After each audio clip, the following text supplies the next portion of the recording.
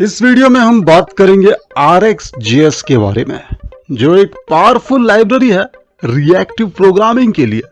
अगर आप angular developer हैं या असिंक्रोनस प्रोग्रामिंग में इंटरेस्ट रखते हैं तो RxJS आपके काम का टूल है। आइए इस छोटे से वीडियो में समझते हैं RxJS क्या है। RxJS का फुल फॉर्म तो वैसे है reactive extensions for JavaScript. Okay, reactive extensions for JavaScript ये एक जावास्क्रिप्ट लाइब्रेरी है जो असिंक्रोनस और इवेंट बेस्ड प्रोग्रामिंग के लिए काम आती है। इसका कोर कॉन्सेप्ट है ऑब्जर्वेबल्स, जो असिंक्रोनस डेटा स्ट्रीम्स को हैंडल करने में मदद करते हैं। सिंपल टर्म्स में RxJS आपको असिंक्रोनस ऑपरेशंस जैसे HTTP requests, user interactions etcetera, इनको इजीली मैनेज करने और प्रोसेस करने के टूल्स देता है। RxJS के कोर कॉन्सेप्ट समझ लेते हैं। पहला ऑब्जर्वेबल।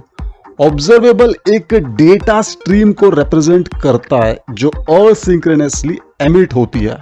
एग्जांपल, एक बटन क्लिक इवेंट्स का स्ट्रीम।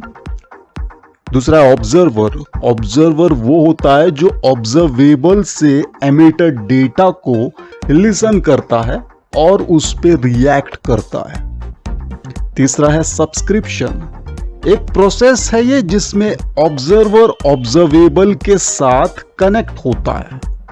एग्जांपल, HTTP रिक्वेस्ट से डेटा फेच करना।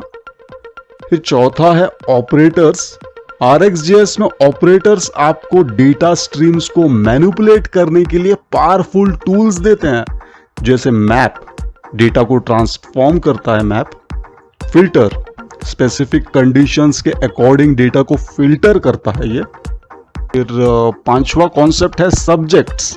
सब्जेक्ट एक स्पेशल टाइप का ऑब्जर्वेबल होता है जो डेटा एमिट भी कर सकता है और लिसन भी कर सकता है।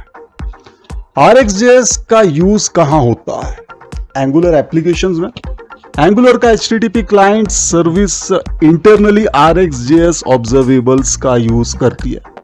फिर इवेंट हैंडलिंग में बटन क्लिक्स, माउस मूवमेंट्स और यूजर इंटरैक्शंस को एफिशिएंटली मैनेज करने के लिए यूज होता है।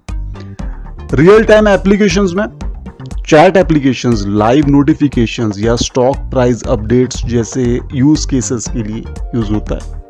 फिर डेटा ट्रांसफॉर्मेशन, कॉम्प्लेक्स असिंक्रोनस वर्कफ्लोस को सिंप्लीफाई करने के लिए यूज होता है।